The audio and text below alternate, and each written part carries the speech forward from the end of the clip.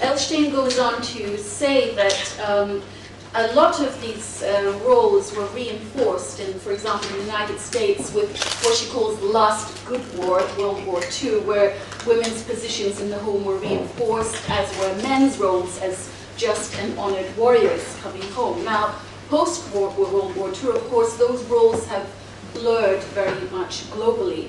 But even then, in the Western world, where a lot of these concepts have come about in terms of women's position in war, even with the development of events such as Vietnam, the rise of feminism, the involvement of 50% of women in the workforce in Western societies, the postponement of marriage and childbirth, even with these developments, things have not really changed in terms of the social meanings of men, women, and war, even in the West.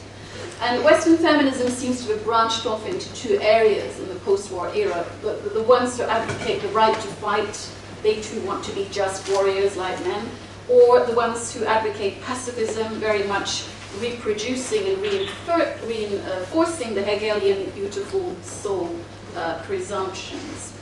But old concepts of war are changing. Modern wars have collective devastation rather than individual honor, and the so-called home front can no longer be protected, and therefore the beautiful soul and her children are vulnerable in the light of current realities. It's a very different reality as opposed to these old concepts of women and war, which seem to be still lingering. And roles of men and women are also blurred in war because of the changing nature of war, as the war historian John Keegan comments that the destructive force of modern weapons overshadows and overtakes our fighting men. Also, the modern warrior fights in a context that blurs distinction between competence and non-competence, and this also has an impact on how the honorable warrior concept, or the returning warrior hero in glory, and the beautiful soul at home is not very clear anymore. Eltaif also comments that war retains the power to incite parts of the self that peace cannot seem to reach, which leads me on to this sort of general human fascination with war, which I don't think is very gender-specific. Women in war traditionally become civic beings responding to the family claim and the social claim, and to some extent this can even be attractive. So the war's seduction is not just unique to men. A nurse, a veteran nurse, female nurse of Vietnam recalls, "I wish I was back there. Life was so real and in many ways easier." Award-winning journalist Janine Giovanni, who covered the Bosnian War, now questions her compulsion to have wanted to stay there and keep going back to report on the war. And now she actually says these are diaries that she can no longer bear to look at now. So there's this ongoing fascination, which I don't think is gender-related either.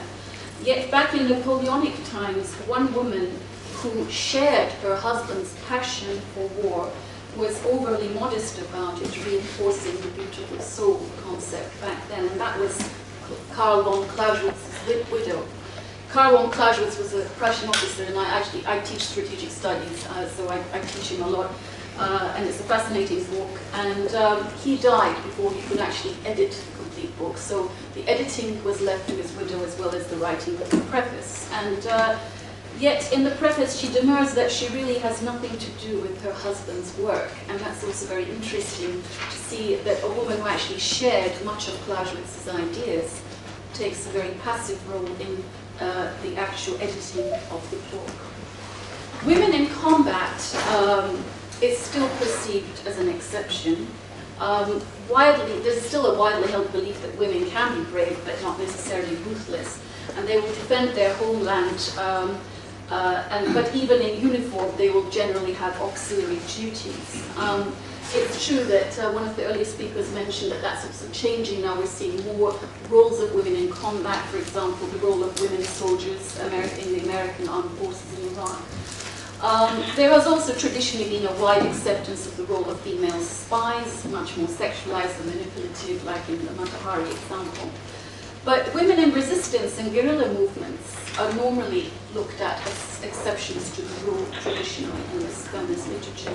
A French resistance fighter commented that I was considered a comrade just one of them, but this was only in the resistance. The professional army never accepted a woman as an equal.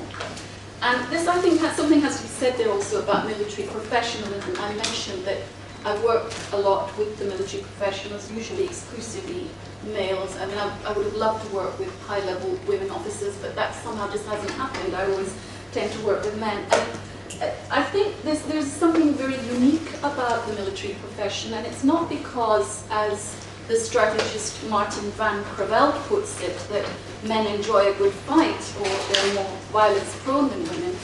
I think what my experience, I think that there's a very different sense of order in the male professionalism in the military. And I was more fascinated with this as I spent more time in Bosnia with the Bosnian Armed Forces and working with ethnicities from three sides. And one of the results coming out of my research there was that you would have thought that the last sector of society that would want to integrate and cooperate in state building and post-conflict reconstruction would be the military. In fact, they were the first to cooperate and integrate. So state building in Bosnia has been very slow in other areas, for example, police reform, constitutional reform. When it comes to defense reform, it's actually been quite successful. And that's one of the reasons for that is, it's driven by NATO and the United States, so there's just one, there's very clear standards there. But with every military professional I spoke to, it was like this presentation of NATO standards understood by high-level officers in all three ethnicities. And this military professionalism made them want to join NATO standards and rules. And reform was therefore successful in integrated Bosnia's armed forces. As I mentioned, while reform in other areas have been very slow, and this really can be attributed to the uniqueness of the military profession. And I also found the uniqueness about the military profession is also they have a unique, very professional way of treating and working with women. I don't know how this would translate in terms of women soldiers. I've never been in any armed force, so I don't know what the experience would be with that. But working as an analyst and as an academic, I've found them to be very courteous, professional, and clear to the point.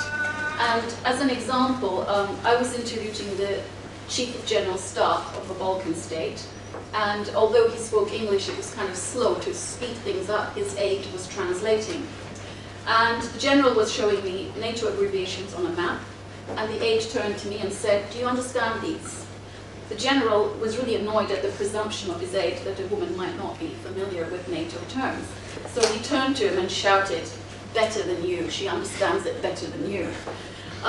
Just to give you an idea about the contrast, I also work a lot with diplomats because I do a lot of work in NATO.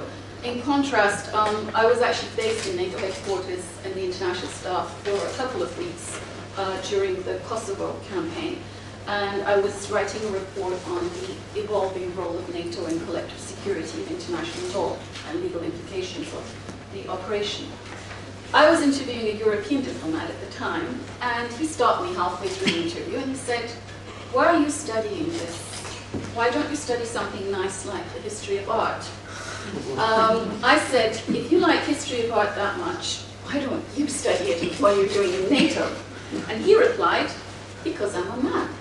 And he thought that was kind of really normal. And this was only 10 years ago, and it was in the heart of Brussels. So that really gives you an indication of how women in conflict. But what about women in peace? In the Beautiful Soul perception, is this still being reinforced?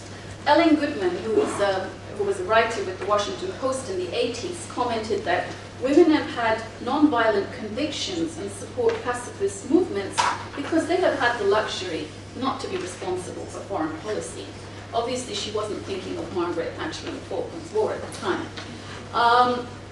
Women have always been traditionally linked to peace movements since ancient Greece, but they have not really been able to forestall interstate wars as such. And talking about, following on from the first two speakers, about the impact of women in making a change. After World War I, women played a very important role in the passing of the Kellogg-Briand Pact, denouncing war and declaring war illegal in 1928. During the Cold War, the Green and Common women were very famous in their campaign against nuclear missiles being based in Europe. But since then, I would say a lot of Pacific movements, peace movements, anti-war rallies are less gender-specific.